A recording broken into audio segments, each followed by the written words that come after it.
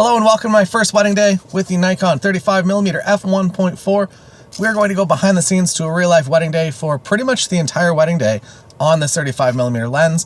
The venue that we're going to be at really lends itself nicely to the 35mm focal length. And also the couple sent me some inspiration of photos that they like before the wedding. And most of those photos were taken approximately in the 35mm focal range. So I am very happy to use this as a primary lens today. I'll put a settings video up on the members site too. So if you want to see all the settings from all the photos, I'll do a video over on the members website for the weekly content. This 35, I feel like, came as a surprise to a lot of us, that we were very happy, I would say overall, with the 35mm f1.8s, which is still an incredible lens. A lot of us are waiting for the 35 1.2, which has been on the roadmap, the Nikon roadmap forever, and we did not get that 35 1.2. Instead, we got a bit of a confusing entry, and one that I am welcome to have.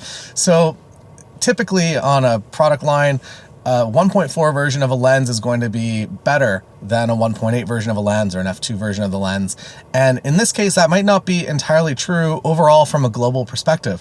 What you do get is you get some cost savings. So the 35 1.4 is actually less expensive than the 1.8, which is surprising and confusing again. And what you get is a 1.4 rather than a 1.8. But what you might miss out on is perhaps some of the coatings and maybe some of the things that they're putting into the S version that they're not putting into the 35mm f1.4 non-S.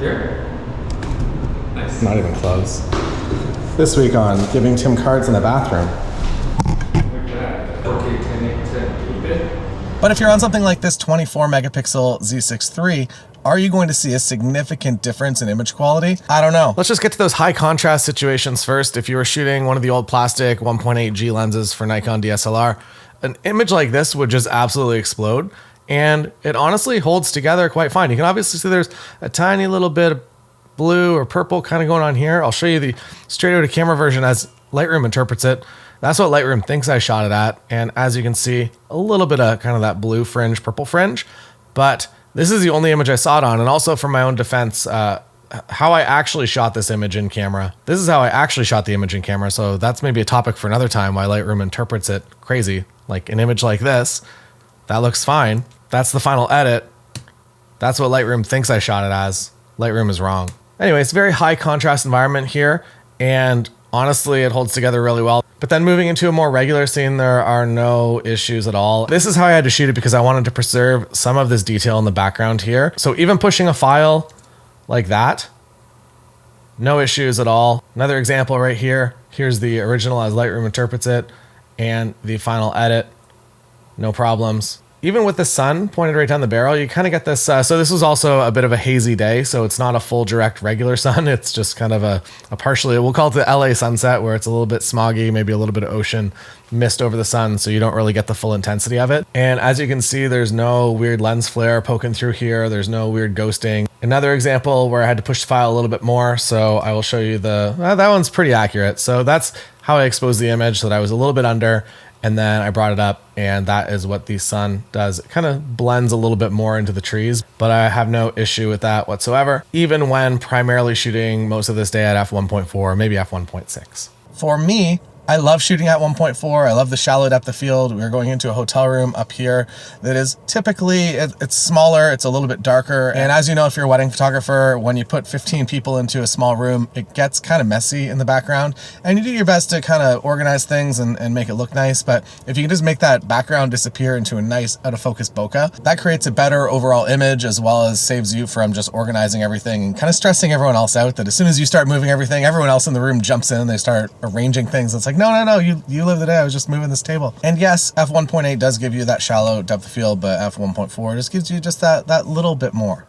This 35 also works pretty well as a macro lens. This is at f2.5, and I don't know, I'm pretty happy with it. I also have a pretty crazy deal coming up. So you get some lives with me. So we're doing live Q&As that you can join. And if you can't join them, I'm going to record them. Or if you can't join any of them, you can send me questions and I will answer them for you on that live. And if you sign up for that, you actually get a ton of bonuses that are worth signing up for it just on its own. So any of these are worth the entire cost of admission. You get my flash guide for wedding photographers, which is my on and off camera flash strategies for wedding days. You get advanced wedding photography marketing, which is a standalone program, which is designed to take your wedding photography business business to the absolute next level. You get 2 real life meetings, so calls with couples that ended up booking, so you can hear exactly what I talk about when couples book. Next up, your first million in wedding photography. This is your guide for getting your business to make its first $1 million over the next couple of years. And then the last bonus, Introvert's Guide to Wedding Photography Posing. You get all of it, or you can sign up to the member site and get access to all of this for just a little bit more. And then you also get access to everything else that's on the members website, including my presets and everything else that's up there. Check that out soon because the first live is coming up pretty soon. Next, here we have Tim flying a drone while I deliver him a Junior Bacon cheeseburger. Got the satellite. To speak to the physical of this lens, you get your focus ring up here, and it can be your multi-ring, whatever they call it. It can be your aperture, it can be your ISO.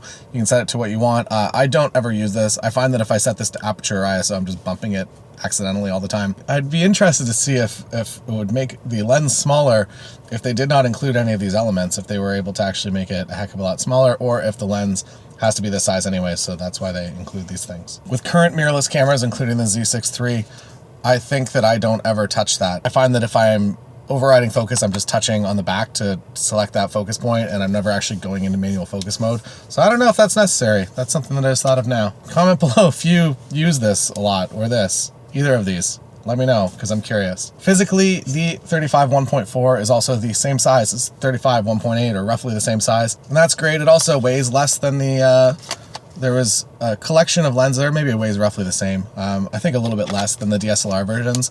I really love the G versions of all the lenses. The 85 1.4 G is one of my favorite lenses of all time. The 58 was amazing. The 35, the 24. Nikon just could never make a 50mm lens for some reason for DSLR. I don't understand why that was ever a problem for them. This lens, however, feels nicer, especially if you're using the DSLR version through an adapter, and I feel like they're roughly the same price. That a used version of the 35 1.4 G is probably the same cost as one of these. Then adding the additional adapter just kind of makes it awkwardly front heavy. So I would say if you're looking for a 35 1.4, this is probably the one, because it's the only one for Z mount. To speak to the camera a little bit, the Z6III has really been very nice for weddings. I will say it again that I hope, today we're doing hybrid photo video coverage, and I will be also using my Sony kit today because it does video to both cards, which is something that Nikon does not do. So again, a push for Nikon, please start recording video to 2 card slots in future camera bodies, because I think a lot of video creators, Nikon's marketing, and with them acquiring Red, there is a huge focus on video, and I think when every other competitor in your space is doing video to 2 card slots and you're not, it's a bit confusing. I know cinema cameras maybe only do to 1 card slot, or you're shooting to an SSD or something like that, but I will say, as somebody with 2 cameras hanging off myself all day and in challenging environments, them bumping off tables and stuff, I would just prefer to have redundancy in my camera in case something does happen to a card.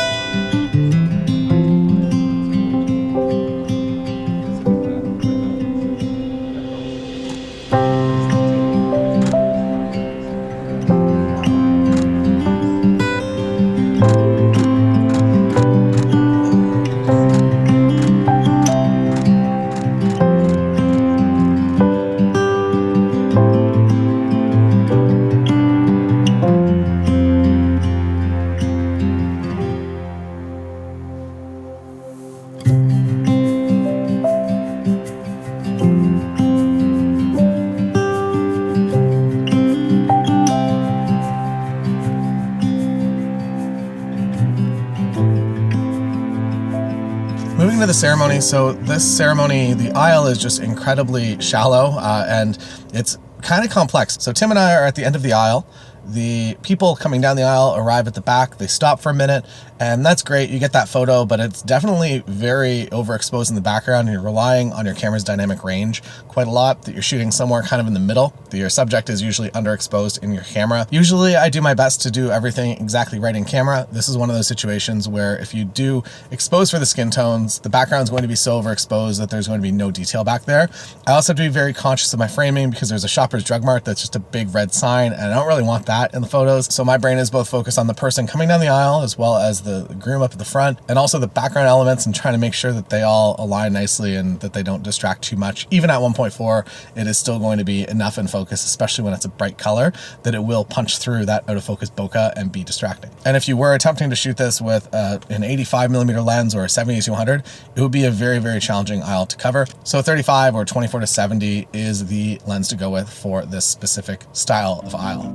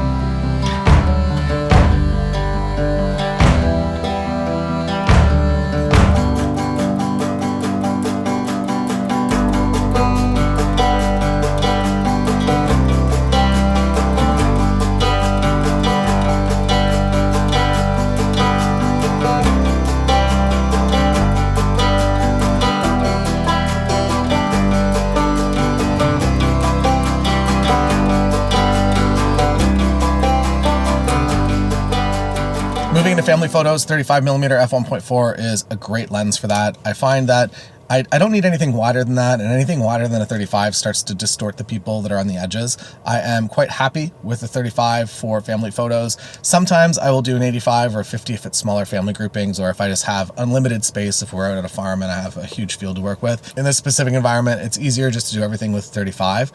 And I will stop down a little bit, so most of the day I'm shooting this lens at 1.4, but for family photos, I'll stop down maybe to 1.8 or f2 if it's a single grouping of people all in the same focus plane. But then if we get into a situation where people are stacking in the back and there's 2 or 3 or 4 layers, at that point I will probably go down to something like f8 to make sure that everybody is good and in focus. I am very conscious for family photos to make sure that they're technically correct. There is not a whole lot of artistic that goes into my family groupings, because I know that most of the family that are going to be printing these images are very much looking for a very standard image that they can print. So I do one when I can in both vertical as well as horizontal. And I just make sure first and foremost that the lighting is good, that everybody looks good. And then second to that, I look for backgrounds. And this is sometimes a bit of a challenge, that when you're in a beautiful environment, that there's this beautiful vista that you could use as a backdrop, but the sun will just be on everyone's face. It's sometimes challenging to convince people that, like, hey, unfortunately, the lighting's not going to be so good. And then you can use the example of, look at my face. I don't look so good in this light, do I? And then you can convince people to use the better lighting, that it's going to be a better photo, even if it is a worse background. There are times that you get both and you get to use both. But most of the time, I do feel like I end up sacrificing maybe the best family photo location in order to get one with a little bit better lighting. And I'm fairly certain that people appreciate when they see the final product, that they look good in it and comfortable in it.